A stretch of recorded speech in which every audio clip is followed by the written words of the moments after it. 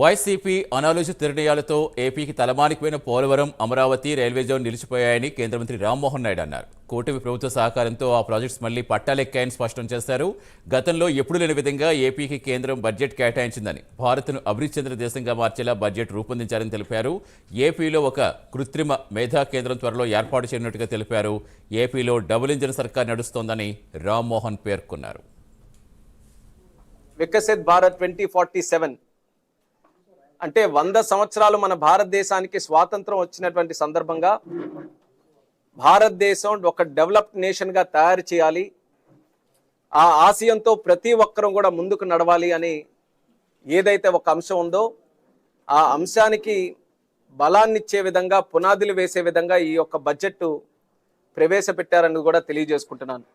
ఒక చరిత్రాత్మకమైనటువంటి బడ్జెట్ ఇది, ప్రజా బడ్జెట్ ఇది.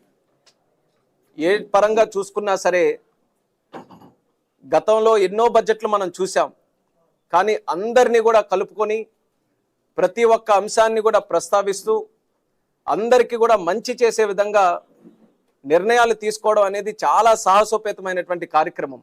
ఈరోజు భారతదేశం అభివృద్ధికి చాలా గట్టి పునాది ఈ యొక్క ఎంఎస్ఎంఈ సెక్టర్.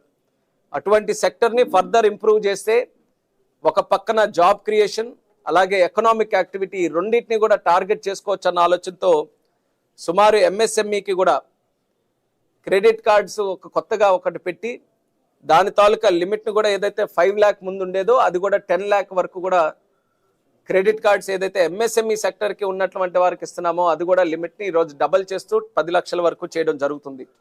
అలాగే మనకి తీసుకుంటే ఇది మన ముఖ్యమంత్రి వర్యులు చంద్రబాబు నాయుడు గారు కూడా చాలా ఇష్టంగా మాట్లాడేటటువంటిది ఆర్టిఫిషియల్ ఇంటెలిజెన్స్.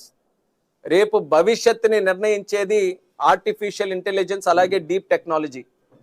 అది కానీ సక్రమంగా మనం వినియోగించుకుంటే రేపు రాబోతున్నటువంటి కాలంలో మనం అందరం కూడా లీడ్ తీసుకొని అన్ని రంగాల్లో కూడా లీడ్ తీసుకునేటటువంటి అవకాశం ఈ యొక్క రంగాల ద్వారా ఉంటుంది. కాబట్టి అది చంద్రబాబు నాయుడు గారు కూడా ఒక సందర్భంలో, ప్రధానమంత్రి గారు కూడా ఎన్నో సందర్భాల్లో ప్రపోజ్ చేయడం జరిగింది. ఆర్టిఫిషియల్ ఇంటెలిజెన్స్ ఒకప్పుడు ఐటీలో మన భారతదేశం ఎలా లీడ్ తీసుకొని ఈరోజు ప్రపంచంలోనే ఐటీలో ఒక బ్రహ్మాండమైన పేరు సంపాదించుకున్నామో, ఆర్టిఫిషియల్ ఇంటెలిజెన్స్లో కూడా అలాగే మనం ఇప్పటి నుంచే అడుగులు ముందుకు వేయాలని సజెస్ట్ చేశారు. దాని సందర్భంగా ఈరోజు ఒక 5 artificial intelligence regional centres and 1 centre of excellence కూడా ఈ బడ్జెట్ ద్వారా ప్రవేశపెట్టడం జరుగుతుంది. అది కూడా మన ఆంధ్రప్రదేశ్ రాష్ట్రంలో ఒకటి ఎస్టాబ్లిష్ చేయాలని మన రాష్ట్రం తరపున కూడా దానికి కృషి కూడా మనం చేస్తున్నాం. అమరావతి ప్రాజెక్టు అందరికీ తెలిసిందే, రాష్ట్ర విభజన జరిగిన తర్వాత మనకి క్యాపిటల్ లేని రాష్ట్రంగా తయారయ్యాం. చంద్రబాబు నాయుడు గారు అప్పుడు మళ్ళీ మన రాష్ట్రంలో ప్రపంచం గర్వించదగ్గ రాజధాని సృష్టించాలనే ఆలోచనతో అమరావతికి శంకుస్థాపన చేశారు. అప్పుడు ప్రధానమంత్రి గారు కూడా స్వయంగా వచ్చి దానికి శంకుస్థాపన చేశారు. ఎంతో గ్రాండ్గా ఒక పెద్ద విజన్తో అమరావతి చేయాలని అనుకుంటే ప్రభుత్వం మారిన వెంటనే జగన్మోహన్ రెడ్డి గారు ఒక కొత్త ఆటను మొదలుపెట్టి 3 రాజధానుల ఆట తీసుకొని వచ్చి 3 ప్రాంతాలని కూడా అన్యాయం చేశారు. ఎక్కడ అభివృద్ధి అనే పేరుతో ఒక్క కార్యక్రమం ఏ ప్రాంతంలో కూడా, రాజధాని అన్నటువంటి ఏ ప్రాంతంలో కూడా ఎక్కడా జరగలేదు. ఆఖరికి ఉన్న అమరావతిని కూడా సర్వనాశనం చేసే పరిస్థితికి వచ్చారు. మళ్ళీ చంద్రబాబు నాయుడు గారు వచ్చిన తర్వాత ఒక రాష్ట్రం అన్నప్పుడు చక్కగా ఒక క్యాపిటల్ ఉండాలి, అందరూ గర్వించదగ్గ రాజధాని ఉండాలి, ప్రపంచంలోనే ఉన్నతమైన వాళ్ళందరూ కూడా అక్కడికి వచ్చి గర్వంగా ఫీల్ అయ్యే విధంగా తయారు చేయాలని మళ్ళీ కేంద్రం తాలూకా సహకారంతో 15,000 కోట్ల రూపాయలు స్పెషల్ బడ్జెట్ దానికి కేటాయించడం జరిగింది. అలాగే హడ్కో నుంచి కూడా సుమారు 16,000 కోట్ల రూపాయలు అదనంగా కూడా ఎన్నో ప్రాజెక్ట్స్కి శాంక్షన్ చేసుకున్నాం. అన్ని ప్రాజెక్ట్స్ కూడా ఇప్పుడు స్టార్ట్ అవుతున్నాయి. మళ్ళీ ఏదైతే మనం అమరావతిని ఒక వరల్డ్ క్లాస్ సిటీగా తయారు చేయాలనుకుంటున్నామో కేంద్రం తాలూకా సపోర్ట్తో ఆ కార్యక్రమాన్ని కూడా ముందుకు నడిపిస్తున్నాం. అమరావతి ప్రాజెక్టు అందరికీ తెలిసిందే, రాష్ట్ర విభజన జరిగిన తర్వాత మనకి క్యాపిటల్ లేని రాష్ట్రంగా తయారయ్యాం. చంద్రబాబు నాయుడు గారు అప్పుడు మళ్ళీ మన రాష్ట్రంలో ప్రపంచం గర్వించదగ్గ రాజధాని సృష్టించాలనే ఆలోచనతో అమరావతికి శంకుస్థాపన చేశారు.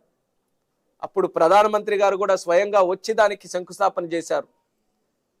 ఎంతో గ్రాండ్గా ఒక పెద్ద విజన్తో ఆంధ్రప్రదేశ్ రాష్ట్రం 2024 జనరల్ ఎలక్షన్స్ తర్వాత ఎన్డీఏ ప్రభుత్వం ఏర్పడినటువంటి సందర్భంలో ఒక డబుల్ ఇంజిన్ సర్కార్ తాలూకా స్పీడ్తో రాష్ట్రాన్ని అభివృద్ధి చేస్తామని కంకణం కట్టుకొని మన ముఖ్యమంత్రి గారు ప్రజలందరికీ కూడా ఒక విశ్వాసం కల్పించడం జరిగింది. ఆ విశ్వాసాన్ని నిలబెడుతూ గత 7 నెలలుగా కేంద్ర ప్రభుత్వం నుంచి ఆంధ్రప్రదేశ్ రాష్ట్రానికి వచ్చినటువంటి సహకారం నా భూతో నా భవిష్యత్ అన్న విధంగా ఎన్నడూ జరగనటువంటి విధంగా ఆంధ్రప్రదేశ్ రాష్ట్రానికి మన విభజన చట్టంలో ఉన్నటువంటి హామీల్ని ఒక పక్కన నెరవేరుస్తూ అదనంగా ఒక ప్రత్యేకమైనటువంటి దృష్టి మన ఆంధ్రప్రదేశ్ మీద పెడుతూ ఎన్నో బడ్జెట్లో ఎన్నో నిధులు కూడా కేటాయింపులు జరిగాయని మరొకసారి ప్రస్తావిస్తున్నాను.